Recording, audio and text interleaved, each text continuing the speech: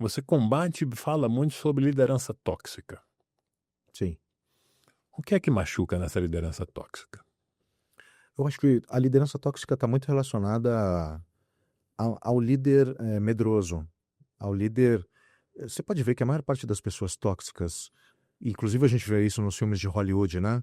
Os grandes assassinos das séries são pessoas que tiveram infâncias sofridas, foram abusados e não souberam resolver seus dilemas.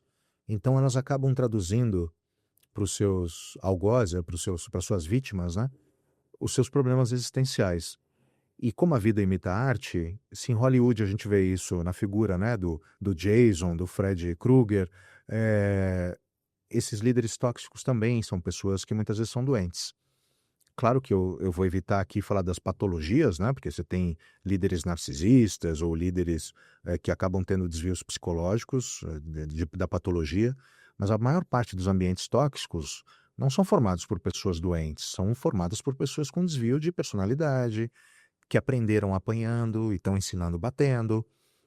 Ninguém trata bem. O líder tóxico, antes de criar um ambiente tóxico, é uma pessoa amedrontada, é uma pessoa doente, que precisa, no mínimo, uma terapia, no mínimo, conversar com alguém. E muitas vezes, mais doente que esse líder é quem promove esse líder para esse ambiente. Porque era um bom vendedor, um bom operador e achou que deveria ser um bom chefe. É que jabuti não sobe em árvore, né? Alguém botou lá. Alguém colocou lá. E alguém mantém essa pessoa lá. E eu vejo muitas pessoas querendo ter aqueles selos incríveis de empresas maravilhosas, fabulosas para se trabalhar, e tem uma quantidade de reclamações trabalhistas absurda. A quantidade de afastamentos por burnout estratosférica. Reclamações não reclame aqui, mas a empresa é incrível para se trabalhar. Então, desde quando a gente vai se enganar nesse aspecto? Liderança, ela precisa ter uma estratégia da companhia. Eu lembro uma vez que o Vicente Mateus, né, o falecido presidente do Corinthians, falou: pênalti é tão importante que devia vir o Cartola, o dono do clube, bater. Promoção de alguém a líder devia ser o presidente junto com o board para tomar decisão. E às vezes a gente promove as pessoas, então a gente tem uma certa parcela de culpa na construção dos ambientes tóxicos, porque quem aprovou esse líder tá lá? É mais complexo do que a gente imagina, sabe? E provavelmente com um sonho de resultado de curto prazo, sempre. A liderança, ela tem que ser sempre uma obra inacabada. As pessoas, elas são promovidas como parte do desenvolvimento de carreira delas. A liderança é um meio, ela não é fim. E isso passa pelo ego, né? Passa pela vaidade. Será que as pessoas estão preparadas para assumir esse tipo de responsabilidade só porque vendem bem?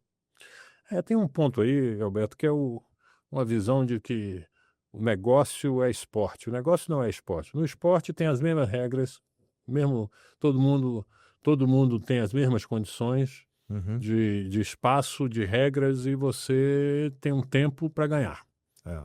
Né? No mundo empresarial, na vida corporativa, como tem o livro do Simon Sinek, é um jogo infinito. Jogo infinito. Né? E hoje você tem melhores condições, amanhã você pode ter piores, você tem que continuar jogando. Então, ficar nessa liderança matando alguém ou tentando matar seu competidor, que é um maior erro que uma pessoa pode ter na gestão, é uma infelicidade Brutal. cumulativa. Você falou muito bem, a empresa não é um esporte e a empresa também não é uma família, né? Porque eu vejo muito CEOs, eu converso sempre, aqui nós somos uma família, não somos nada. Meu filho, se ele vai mal na escola, eu insisto, eu coloco uma professora particular, eu dou um jeito, né? Fica de castigo, tem vários métodos. Se a empresa fosse a família, se meu filho fosse mal na escola, eu ia colocar ele para adoção. Eu falar para ele, assim, filho, não tem nada pessoal, mas você vai ser adotado agora. Mas por quê, papai? Eu falei assim, porque você não está performando aqui em casa, né? Então a gente vai te dar para outra família. E claro que a gente não precisa ter esse nível de protecionismo dentro de uma companhia, mas eu acho que muitas vezes as pessoas viraram números dentro das empresas. Então quem é o Alberto na empresa X? Alberto é quem vende 5 milhões de reais por mês. Ótimo, então ele tem até licença poética para assediar os outros. Muita empresa pensa assim. Você tem um monte de gente que assedia, um monte de gente que é tóxico, mas performa. E a gente mantém. Então, a estrutura ela precisa ser repensada. O Frédéric Laloux, que é um autor francês, ele fala, a gente precisa reinventar as organizações. Não dá para ser assim mais. Chegou num esgotamento. E como é que fica o RH nisso? O RH Espremido? O RH, ele tá num dilema, né? Tem aquele dilema do marisco, né? Que fica entre a onda e o mar, né? Mas o RH, ele, em primeiro lugar, ele tem que ter um profundo conhecimento de pessoas. Ele tem, talvez uma das áreas mais desafiadoras hoje para se trabalhar seja o RH, porque ele precisa entender muito de gente. Num contexto que é muito mais do que gostar de gente. Entender de gente é entender da antropologia, da sociologia, dos grandes movimentos coletivos. Como é que você constrói um time de alta performance? Tem muita ciência. Mas, ao mesmo tempo, ele também tem que entender do business, que é outra formiga, né? É outro negócio. Ele tem que entender de mercado, de produto, tem que ver os movimentos da De concorrência. risco, enfim. Então, não há lugar melhor para estar no RH do que hoje, porque hoje você tem duas grandes ciências que você não consegue ter gente especialista em cada uma delas. Então você está trabalhando os dois lados do cérebro, né? A razão e a emoção, a criatividade e a performance. É tudo ao mesmo tempo. Então o RH, ele precisa... Eu li um artigo fantástico, né? Quem cuida do RH esses dias, né? É muito interessante, porque você acaba vendo quem é o RH do RH, né? Então é muito interessante, né? Aliás, foi você que escreveu, inclusive.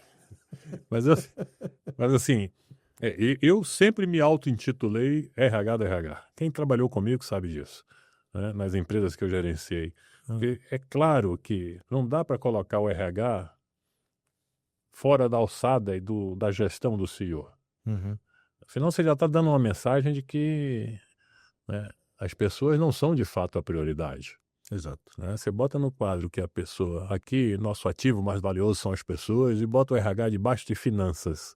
Não adianta nada. Ou seja, o RH, as pessoas são custo, números. Bota o RH debaixo de operações, as pessoas são processo. Bota o RH debaixo do jurídico, as pessoas são passivo. E assim vamos. E todo mundo ainda tolera isso. Né? E isso acho que volta naquilo que você falou, é um gestor, um CEO inseguro, em primeiro lugar. Porque não gosta de gente e não quer se assumir. Ou não quer evoluir. Isso está cheio por aí, infelizmente. Mas, por outro lado, eu também gosto de puxar a orelha um pouco da turma de RH. Precisa ser mais indignado, precisa ser mais corajoso. E eu lembro, Alberto, que assim, você nunca viu, vamos falar disso agora, porque você está presidindo a associação, você nunca viu uma associação dos profissionais de risco. Uma associação, por quê? Porque não se colaboram tanto. Aliás, risco até colabora um pouco a de fraude, mas não na inteligência do negócio. Comercial é ego lá em cima. Marketing também. Né? Quem sempre se ajudou muito foi a RH. Sempre. Quem sempre se ajudou muito foi a RH. Até porque normalmente são pessoas gostam de ver os outros bem e trabalham pelo bem dos outros. Mas está faltando ainda um pouco de RH mais proativo, mais protagonista.